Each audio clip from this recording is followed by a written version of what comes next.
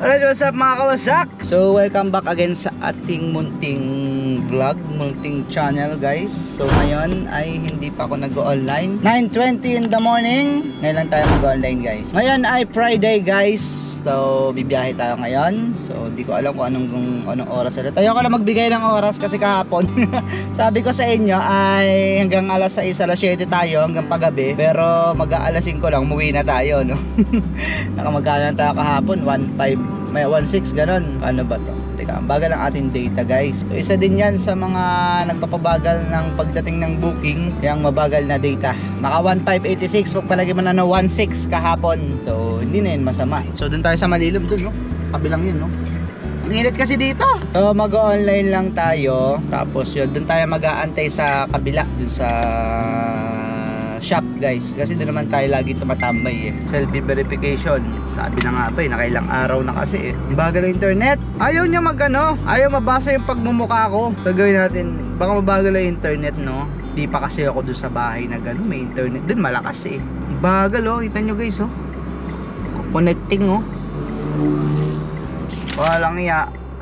15 minutes lang, 15 minutes pa bago ko bago umayos yung ating selfie verification guys. Ay nako, bago pa naayos, no? So sayang oh, may nag-pick up ditong Grab. Eh di sana ako na yung nakakuha nun, lapit na lapit eh, tapat lang ng apartment ko. Na-pick up niya, may na-pick up na Grab kasi may tanong sa akin kung Grab din ba ako. Sabi ko oo, eh, may pick up daw siya doon. Sabi walang iya. Siguro may 10 minutes na akong nag-aayos ng cellphone, tapos dumating yon, no? Hindi sana nasa akin yon. Pinag-book daw sa kanya sa Grab doon, eh nantay niya siguro mga, wala pa naman 5 minutes yung pag-aantay niya doon. Siguro mga 3 minutes bago dumating, nakakwentuhan ko pa saglit. Hey nako. So mga kawasak, punta tayo sa ating dating tambayan. So doon lang muna tayo hanggang sa magkaroon tayo ng booking. No, ang hirap din naman magtatambay dun sa amin. Kita mo yun, nasa gilid tayo ng kalsada. At dito naman ay maganda naman yung parkingan natin, no. Then mga kawasak, may first booking na tayo. Papunta naman to ng Robinson Das Marinas, no. So may palapala lang guys.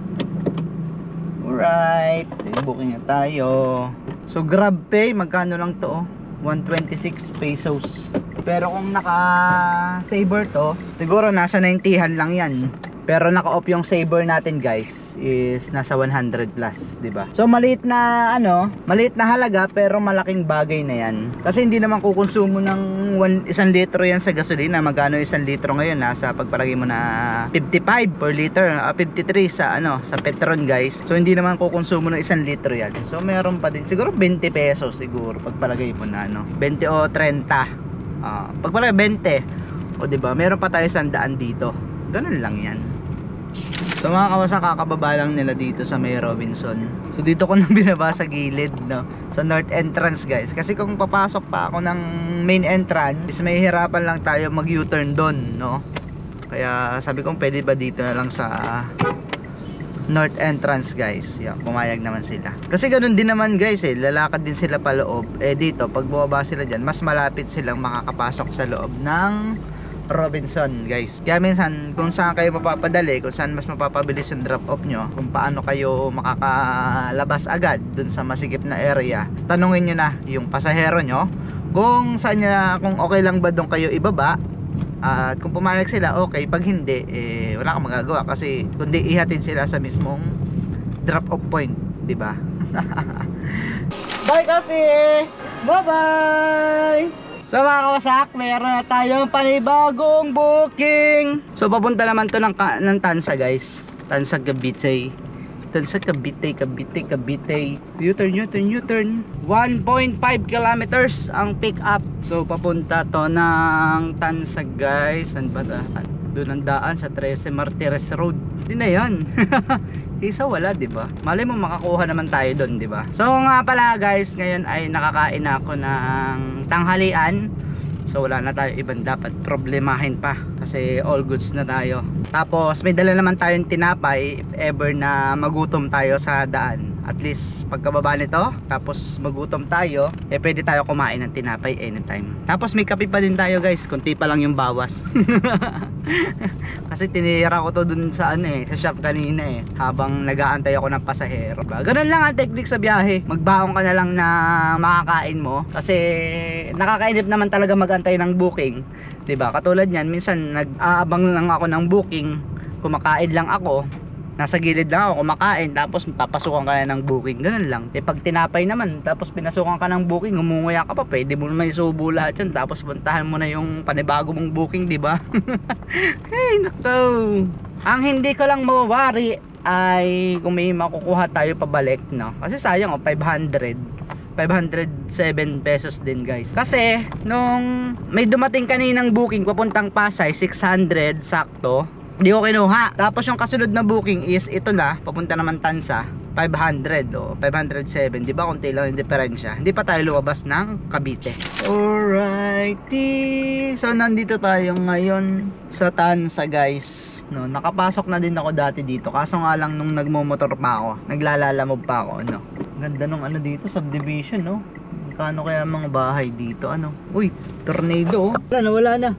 Parang nag-tornado yung yung mga alikabok. So along the way, nung malapit na ako dito guys, may pumasok na booking. Malapit lang din dito, papunta ng Toyota Bacoor. So in-accept ko. So ang masama nito, pagka-accept ko, siguro nakita nung ng pasahero natin na may hahatid pa ako na medyo malayo-layo. Although 1 kilometer na lang naman So kinancel. Bala ka, hindi ka makakahanap ng Grab driver na malapit dyan sa iyo. Charot. So yun guys, so hindi ko alam kung pasaan ako nito. Diretso siguro akong Gentry para dun mag-abang-abang ng booking or mag-rolling-rolling, no? Kasi wala akong matambayan dito. Wala. Wala talaga. Tsaka naiihina din ako guys. So di ko alam saan ako pupunta, Gentry or dito Ha13. So bahala na mamaya. Alright. So guys, sa Launa na, nandito tayo ngayon sa Bella Vista. So wala tayong, may nakuha tayo isang booking kanina, 69 pesos lang.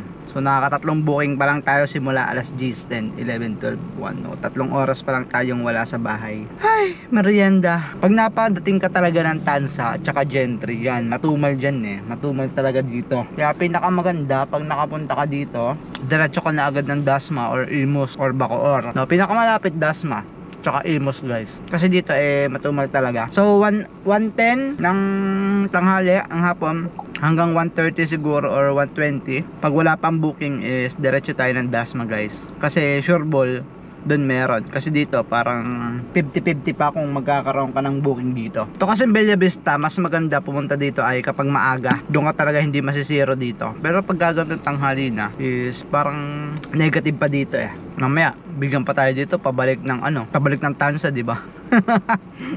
Kahit 13 pwede na. At 13 medyo meron pa dun Magantay ka lang dun, magkakaroon ka ng booking dun sa 13 So the best thing na kapag wala tayong booking ay may baon tayong pagkain, pwede nating nguyain habang nag-aantay ng booking. Di ba hindi nakakainip? Tignan nyo, ito palakita natin 3 oras 727 pesos puro Grab Pay. So kanina ito yung nag-cancel Tansa Cavite papunta ng Bacoor, 500 yan 500 mahigit din. Sayang, di sana may 1-1 na tayo. Pero okay lang yan. Ganyan talaga yung buhay. Hindi talaga laging papabor sa'yo. So asahan mo naman kapag mga ganyang senaryo is may mas magandang kapalit na booking, no? So antayin lang natin, malay mo mamaya or malay mo bukas pa yung dating ng mga ganung bagay, di ba?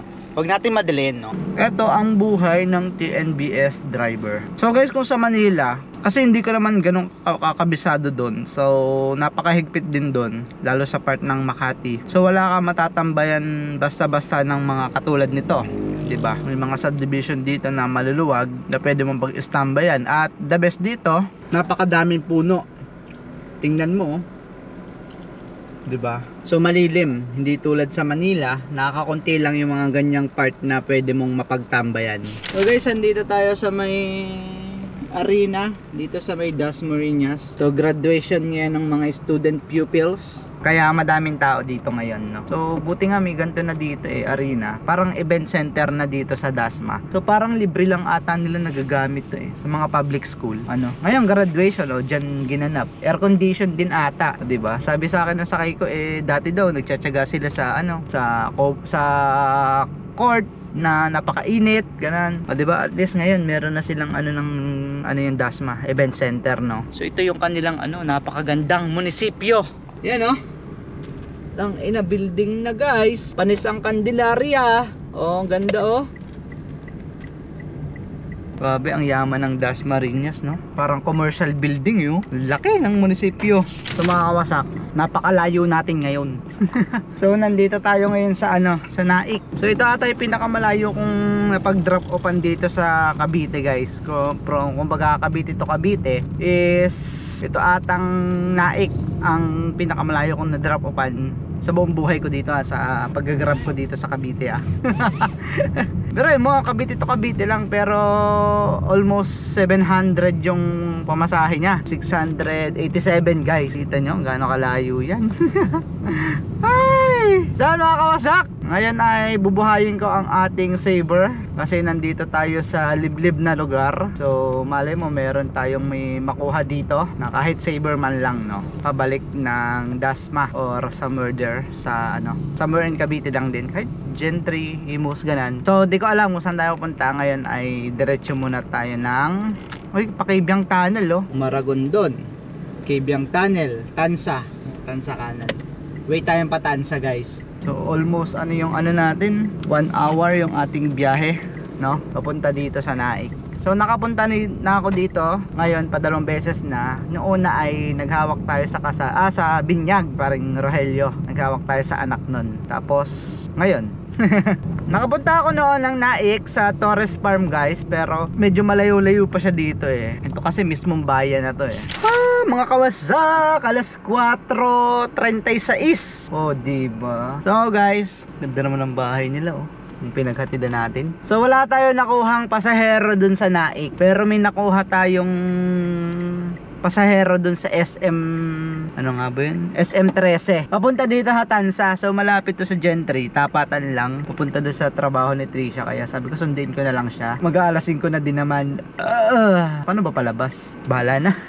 So mga kawasak, naka 6 bookings in total, at meron tayong kinitang 1,897.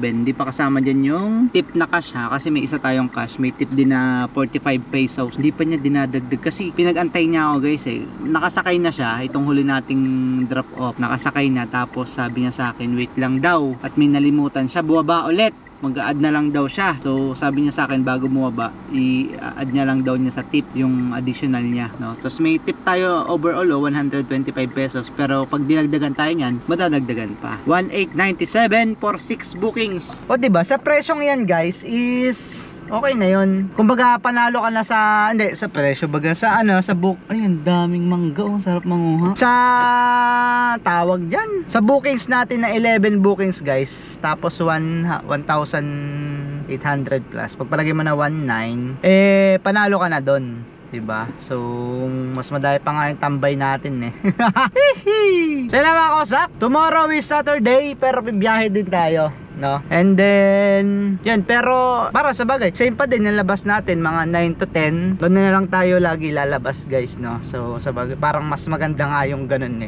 Ba ako dumaan kanina. So yun lang, guys, pauwi na ako, and ride safe sa inyong lahat. Magbaon ng maraming tubig para lumamig-lamig ang ulo kasi napakainit talaga ngayon, sa totoo lang. Kahit nasa loob ng sasakyan, yung tumbler ko, yung dati di ko maubos-ubos, ngayon kada biyahe ko konti na lang natitira.